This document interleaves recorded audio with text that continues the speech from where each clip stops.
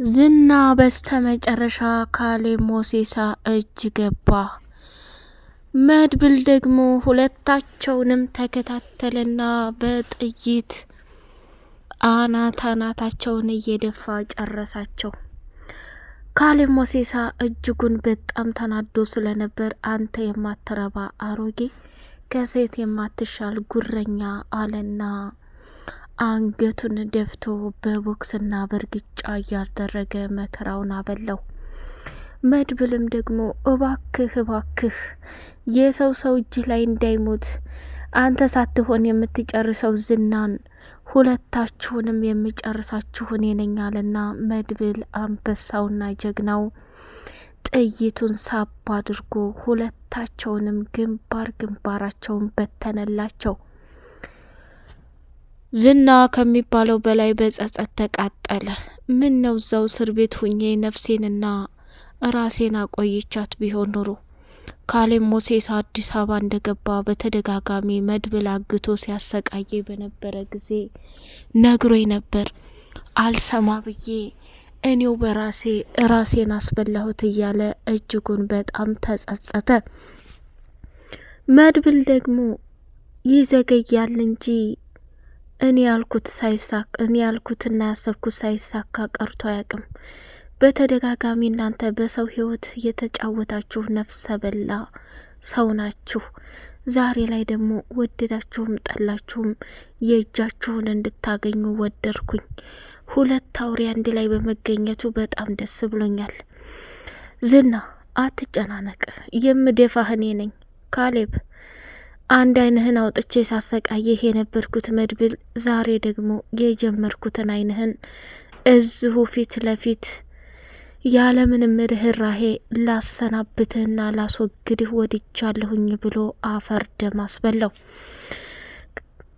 መድብል ከመንጣቱ በፊት እንግዲህ ካሌብ ሞሲሳ ዝናን ያዘና ያወራ ነው እቅድ ሁላ ይሄ ነበር ወይ? እኔ የምሰራውን ስራ አሳልፈህ እንዴት አባክ ህግ እስከሚይዝህ ድረስ መድብልን ማሸነፍ አቅቶህ ነው እንዴ?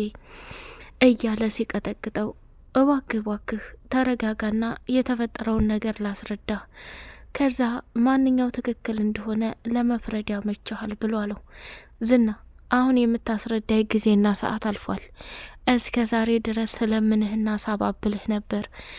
እዚህም ድረስ የመጣሁት ያንተ ጎደሎ እቅድና አላማዎች በሙሉ ገደል አስገብተህብኛል። አንድ ተራ መድብል አንተን አግቶ እስከሚያሰቃይህ ድረስ ዝም ብለሃል። አሁን ላይ ግን ወደድክም ጠላህም እድሜ ልክህን በሙሉ በስቃይና በለቅሶ ነው የማበዛብህ ብሎ መከራውን አበላው። ዝና እንግዲህ ምንም ማምለጫ እንደሌለው ሲረዳ ከዛ ቦታ ላይ በፍጹም ከካሌብ እጅ ማምለጥ እንደሌለበት ሲያውቀው፣ እባክህ አሁን አንድ ነገር ልለምንህ፣ ዛሬ ነገ ሳትል ነፍሴን ቶሎ ግደላት። ከዚህ በላይ እኔ መኖርም አልፈልግም፣ ሁሉም ነገር ሰልችቶኛል ብሎ ተማረረ። አሁንማ አንተን ልገልህ አልችልም። አንደኛ እጅ ገብተሃል።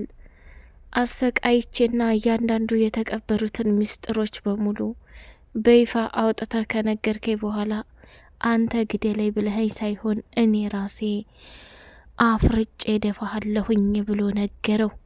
እጅጉን በጣም በሚያሳዝን ሁኔታ ራሱን መቆጣጠር አቃተውና ከዛ ቦታ ላይ ማምለጥም ፈልጎ በጭራሽ ያለው ትልቅ አንበሳ መንጋጋ ውስጥ ነው። አይ የምትል ከሆነ አንበሳው ደግሞ ጥርሱን ከከፈተ እንደሚወጥህና እስከ ወዲያኛው ድረስ እንደሚያሰናብትህ መረዳት አለብህ ብሎ ዝና እንግዲህ እየተሰቃየ ይገኛል። መድብል ሁለታቸውንም አንድ ላይ ስላገኘ ደስ ብሎታል። ጓደኛውም እንግዲህ የመድብል ጓደኛ ተከትሎ የገዛ ወንድሙን ወይንም መንታ ወንድሙን ካሌብን ለማጥፋት አብረው ቃል ተግባብተው ነበር።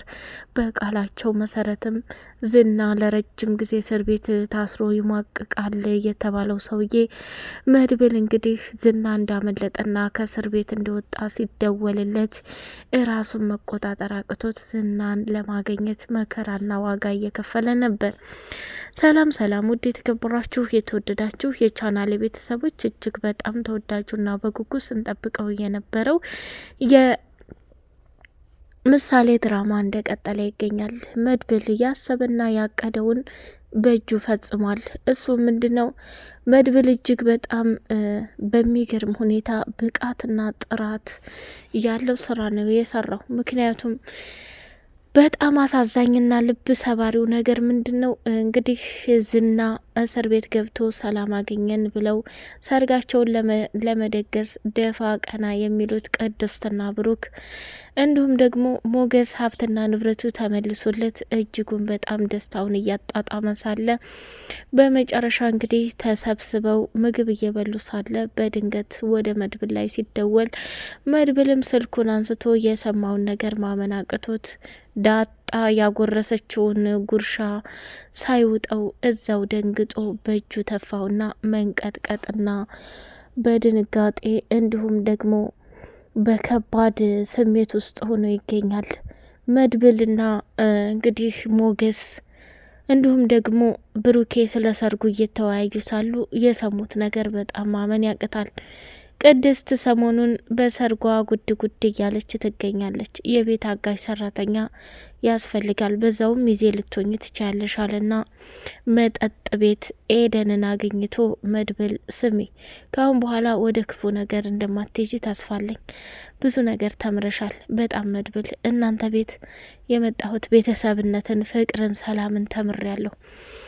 ብር በማንኛውም የህይወት መንገድ ይገኛል። እስከ ዛሬ ድረስ ከማህሌት ጋር ሁኜ ወይንም ሴትነቴን መጠጥ ለመጠጥ ቤት ሳደርግ የቆየሁበት ጊዜ በጣም ያሳፍረኛል ብላለችው።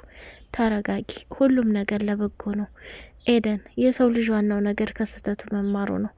ማህሌት አሁንም ቢሆን መቼም ብትመክሯትም ብትቆጧትም ብታሰቃያትም በጭራሽ እሷ ካለችበት ስሜት የምትቀየርና የምትለወጥ ሴት አይደለችም። ግን በልጄ ታማለች እና እሷ መታከም አለባት ብላ ከሀብታሙ ሰውዬ ገንዘብ ልትወስድ በድጋሚ እያንዳንዱ ያወራችኝንና የነገረችኝን በሙሉ ለሱ አሳልፌ ሰጥቼባት በጣም ጉር ሆናለች።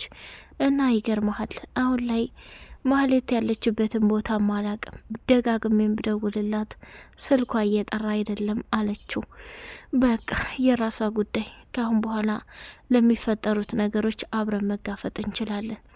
እየሰማሽ ነው አይደል? ካሁን በኋላ ምንም አይነት ስህተት በስህተት እንድሰሪ አልፈልግም። አሁን ቀጥለጥ ብለን መሄድ አለብን ወደ ቤት እና ቅድስትንም ታግዣታለች። ሰሞኑን ሰርግ አለባቸው። በዛ ላይ ደግሞ ማሟያ ሚዜ ልትሆኝ ትችላለሽ ብሎ አለ። ጠበቃው እንግዲህ እጅግ በጣም ደስ የሚልና አነጋጋሪ ነገር አደረገ። እሱ ምንድነው? የሞገስንና የሉላን ሀብትና ንብረት መልሶላቸው እነሱም በደስታ እየቦረቁ ይገኛሉ። ከደስታቸው ብዛት ቤታቸው ገና ጊዜ እንደሚፈልግና አሁን እንደማይመለስ ሲነግራቸው ችግር የለውም፣ ዋናው ቤቱ መመለሱ ነው። ቤቱ ከተመለሰ እኛ በደስታ እንኖራለን፣ ባለን እንብቃቃለን ብለው ደስታቸውን ከሚባለው በላይ መቆጣጠር አቅቶት ለሉላ ሄዶ ሲነግራት፣ አየህ ሞገስ፣ የእኛ ፈጣሪ መቼም አያሳፍረን፣ ይዘገያል እንጂ አይቀርም። ዋናው ነገር አሁን የምፈልገው ሁሉም ነገር እየተስተካከለ ነው። ዝናም በእስር ቤት ላይ ሆኖ እኛ በሰላም በደስታ የምንፈልገውን ነገር ማድረግ እንችላለን። ስለዚህ ምንም አታስብ ብላ አለችው። እሱም ታዲያ እንዴት አላስብም ሉላዬ፣ አሁን ላይ እኮ ቤታችንን ካላገኘሁኝ መረጋጋት የሚባል ነገር የለም አላት። ችግር የለውም ሁሉም በሂደት ይታያል ብላ ነገረችው። ጠበቃውም እንግዲህ ለሞገስ ደስታ በጣም ደስ ብሎታል። ወዳጅ ከዚህ በላይ ብዙ ነገር ባደረግኩልህ፣ ደግሞ ቀስ እየተባለ ቤቱ ይመለስልሃል። ለጊዜው ግን ድርጅትና ገንዘብህ በሙሉ ተመልሶልሃል።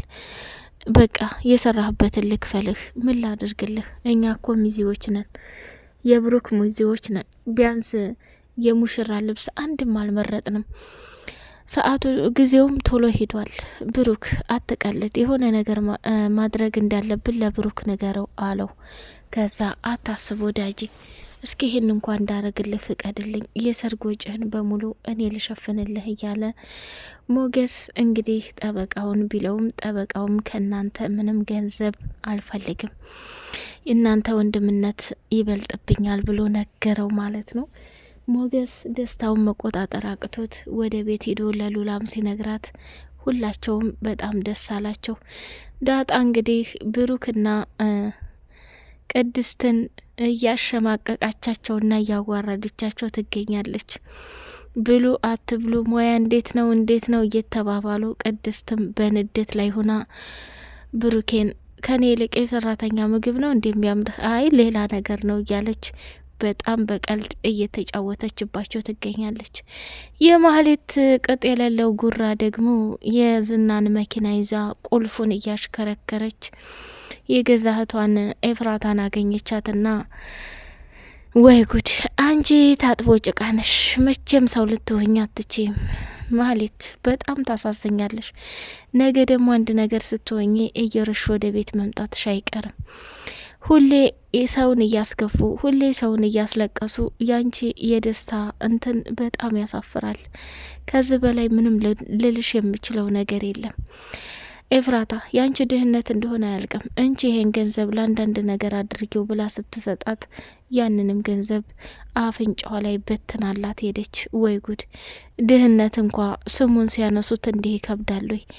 ድህነትሽን ላራክፍልሽ ባልኩኝ ገንዘብ ልስጥሽ ባልኩ ከዛ ከማይረባ ደላላ ጋር ሆነሽ ውጤቱን ነገ ታገኘዋለሽ ብላ አለቻት። እሷም በጣም ተናዳ ስለነበረ ኤፍራታ መንገዷን ቀጠለች። መድብል እንግዲህ ኤደንን ካፌ ሊያመጣ ሲሄድ ካሌብ ሞሴሳ የላከው ሰውዬ እየተከታተለው ነበር። ሽንቴን መሽናት እፈልጋለሁኝ አለና መድብል ወደ መታጠቢያ ክፍል ሲሄድ በጣም በሚያሳዝን ሁኔታ እዛ አንገቱን ያዘና ስማንተ እየተከታተልከኝ ነበር እንዴ? እኔ ማን እንደሆንኩኝ የምታቀኝ አይመስለኝም። ስለዚህ ወደድክም ጠላህም እየተፈጠረ ያለውን ነገር አንድ ባንድ ልነግርህ እወዳለሁ። ቅሌታም፣ መቼም ቢሆን መቼም አንተ እኔ ልትቀርመኝ አትችልም። ይልቁንስ ካሌብ ሞሴሳ ከሚከፍልህ በላይ ገንዘብ እጥፍን ይልክፈልህ እያለ ቢለምነውም መጨረሻ ላይ እመነኝ አንተ በካሌብ ሞሴሳ እጅ ገብተህ እንደምትሰቃይ ልንገርህ አለው። አይ እሱማ በጭራሽ ሊሆን አይችልም አለና መድብልም ከዛ ቦታ ላይ ምንም እንዳልተፈጠረ አድርጎ ኤደንን ወደ ቤት ይዟት ሄደ። ወደ ቤት ይዟትም ሲሄድ በጣም ደነገጠና እያንዳንዱ የተፈጠረውን ነገር መቋቋም አቅቶት እንዴ ጭራሽ ይቺ መከራና ስቃይ ያበላችንን ሰራተኛ ከማህሌት ጋር ሁና እጅጉን በጣም ሰራልን የነበረች ሴትዮ ዛሬ አንጠልጥሎ ማምጣት ምን ይሉታል ብላ ስትጮህበት እሱም ተናደደና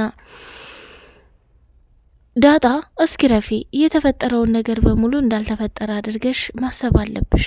ስለዚህ የተፈጠረው ነገር እንዳለ ቢሆን መጨረሻ ላይ እያንዳንዱ ልክ ያልሆነ ነገር አታድርግ።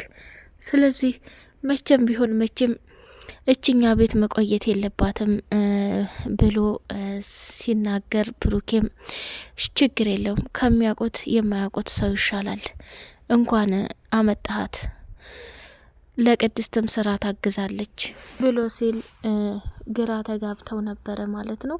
ወደ ተከበራቸው የቻናል ቤተሰቦች በቀጣይ ፓርት ስንገናኝ ሰላም አለይኩም ወራህመቱላሂ ወበረካቱ።